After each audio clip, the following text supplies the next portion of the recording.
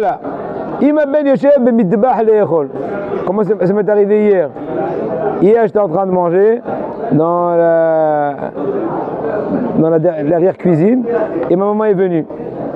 Et je me suis rappelé la halakha qu'on a dit, qu'il faut se lever depuis le moment que je vois ta maman. Je me suis rappelé après qu'elle s'est un peu rapprochée. J'aurais dû me rappeler plus tôt. À partir du moment où tu la vois, je vais te lever complètement.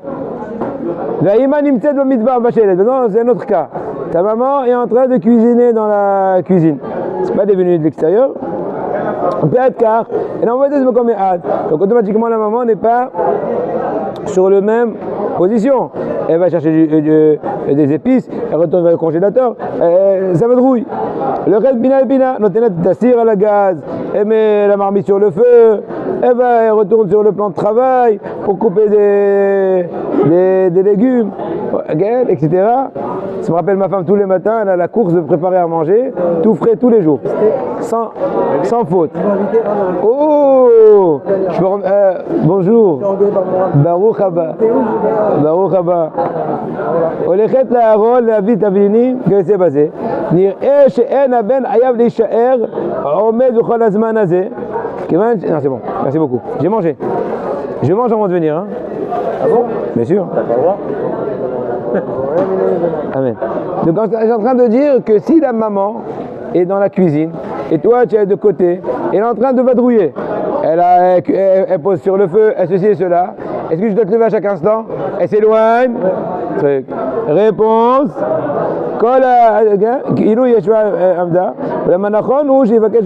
Le mieux, c'est quand elle arrive dans un point, c'est comme si elle s'est arrêtée, tu peux te rasseoir. Elle a rebougé le truc. Mais le mieux, c'est de lui demander d'avance, maman, es-tu d'accord que je me lève avec kiff au début de ton action culinaire?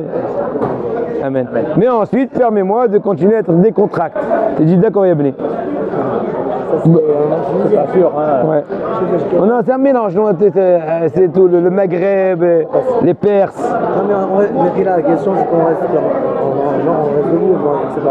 Oui, mais je te dis, si c'est une situation compliquée, que je devrais faire du trampolinat, tu dis maman, là c'est un des cas où on te permet de demander une permission. Parce que même demander une permission, c'est effronté. Je dis papa, écoute, j'ai pas les nerfs quand tu viens toutes les fois. Je peux rester assis? Je suis une albouk. Non, pas Reebok. Je dis une albouk. T'as pas honte? Non, mais en disant ça, il est en train de s'insulter à lui. Vous avez compris? Bon. Je m'appelle Kablan de moi. Je sors, je ne vois plus, je ne vois plus, donc je m'assois. Voilà. Donc. C'est la meilleure solution, ça. Non, t'as pas le droit. Pour le père. Oui, t'as pas le droit de lui demander une permission. Mais là, vu le cas complexe de la cuisine, ça va et ça vient, et ça balance, là tu as le droit de dire maman, ça te dérangerait pas que je me lève au début et ensuite tu me permets de rester assis, parce que ça me complique un peu avec le breakfast, et dit ça va mon fils. Oui. Moi j'ai lu une fois dans la faute de ça. Quand ça va, ça vient, il y a des qui permettent que, ok, parfois on se lève, et après, on sait qu'elle va venir, parce qu'on sait que ça bouge, il doit rester assis. Oui, mais il faut demander la permission. Non, mais je te dis. Non, je te dis, mais il faut demander la permission. Il y en a qui permettent de s'asseoir parce qu'ils savent que sa maman ou le rab va aller venir. Oui, c'est mieux de demander. D'accord, c'est mieux. Ouais. C'est mieux. Ben, tu as vu voler la teva liya chez Atibou. Un enfant que son papa il est monté à la teva chez Atibou. Tsarich Rabel Amod Berega chez Aviv Kam Kis'o Hachimagi à la teva. Depuis le moment que son papa commence à se déplacer pour s'orienter vers la teva, le fils se met déjà au garde à vous. Et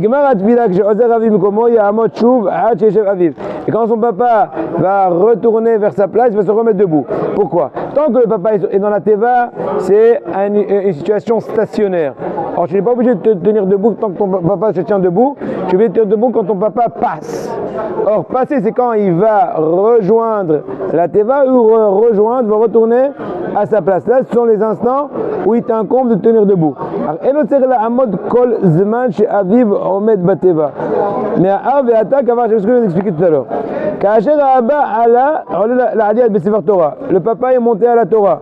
Le fils doit se tenir debout en son honneur et rester debout pendant toute la lecture jusqu'à ce qu'il retourne à sa place. Maintenant, la question qui se pose. Comment tu dis que tu vas te tenir debout même durant la lecture? A priori, c'est une situation stationnaire. De même que quand le papa est monté chez Hatzibour, tu peux pas te tenir debout pendant toutes les zmirotes, mais juste quand il monte et quand il retourne. Pourquoi là on te dit arrêtez, mais comment va racheter Ben Hachevet? Quel ma'a au Mesher, Omed A'av, et des Torah, arrêtez, mais comment? Chouva Aminadin, Ayadai, Shaben, Yamod, Balicha, A'av, Leteva. Mais A'av, ou Pacheta Minag, la Hamod, tu dis effectivement, selon le Ida, que selon la stricte loi, on pourrait se rasseoir. Une fois que papa est arrivé à la Teva pour dire Barod Hashem Vorach, Koltou, tu peux te rasseoir. Seulement, puisqu'il y a une habitude qui s'est propagée techniquement parlant, qu'on se tient debout pendant toute la montée du papa, le fait que tu vas faire une dérogation ou tu vas être différent, c'est une espèce d'expression de Utzpa. Donc, c'est juste pour ne pas changer de la bonne habitude, qui n'est pas obligatoire, qui s'est répandue, se tenir debout pendant que papa est pendant la lecture de la Torah. D'accord? Vous avez compris. Im bigmara aliyah la Torah nish'ara av la amod bateva, k'dei l'amtin le'oleh ha'arav, et c'est la ben la amod. Et donc vous savez très bien qu'il est souhaitable qu'à la fin de la lecture de la Torah, que le précédent qui est monté à la Torah va attendre la lecture et la montée du suivant. Et quand l'autre il fait émettre la Torah, lui déjà il se dirige vers sa place pour laisser la place au suivant, etc. et rebelote. Dans ce cas-là, tu n'as pas besoin de te tenir debout. Quand ton papa est déjà en position d'attente avant de retourner, à ce point-là, il n'y a pas de minag. À ce point-là, il n'y a pas de minag. Oui, Oulam, Gacher Aviv, Ozem, Komo Shabbat, Cholaben, Chouv, Hach, Yeshev, Aviv. Abba, Olé, la Aliat Maftir. Le papa, il est monté à Maftir. Vous savez très bien que c'est très important, celui qui a un proche de faire Kaddish, la montée selon la Kabbalah la plus importante, c'est le Maftir. Même si tu ne peux pas lire Maftir, tu peux à la rigueur dire au Sha'atibour qu'il lit Maftir. Et c'est mieux que tu prépares ton Maftir, si tu peux le faire, c'est pas la fin du monde. Maftir, Haftara. Abba, Olé, vous savez, moi j'ai une pratique incroyable. Ma première Haftara que j'avais lue, étant enfant, à l'âge de 7 ans, je crois, mon grand-père il me l'a appris, à la Vachalom. Et pourquoi on était je parle au Maroc, on était au deuxième étage dans l'école. Au premier étage, c'était le comité de la communauté. Et mon grand-père, il était là-bas secrétaire. Donc pendant les récréations, je descendais chez lui, bien sûr avec un bonbon et tout, mais il m'apprenait la Haftara. C'était la Haftara de Roni Akara lo yalada, Pitzhirina vetali lo hala, Kirabim bene shomema, mi bene be'ula amar Adonai. Maintenant, mon grand-père était très pointilleux. Il peut te faire répéter 15 fois. Il dit, mais dis, vas-y, Abni. Et lui, il commence. Il dit, Roni Akara lo yalada. Je dis, Roni Akara lo yalada. Là, Abni. Reprends. Roni Akara, doucement. Et serre tes lèvres. Il dit tout le temps, je me fais mec, serre tes lèvres. Quand tu parles, ne parle pas de toute façon là, donc je pense que articule. Serre tes lèvres, c'est articule. Mais qui j'ai appris l'Haftara. Maintenant, regardez la beauté, la Shga'a Pratit, que plus de 30 ans plus tard, 30 ans plus ou moins, il est niftar, exactement dans la semaine de cette paracha-là. Et maison qu'ils avaient l'habitude chez les Marocains que les endeuillés, les enfants, ne montent pas la Torah le Shabbat du deuil, le Shabbat de la semaine. Et ils m'ont choisi, il n'y a pas d'hasard, bon, j'ai aussi d'autres frères. J'ai deux frères qui sont plus grands que moi. Non, des cousins, mais des frères qui sont même plus âgés que moi, qui étaient présents. En tout cas, au moins mon frère aîné. Ils m'ont dit, monte-toi à la Torah. Donc, je suis monté Maftir et j'ai lu à la mémoire de Papy la Haftara qui m'a enseigné. C'est incroyable, hein? Maintenant, pour continuer, je finis un peu ce point-là.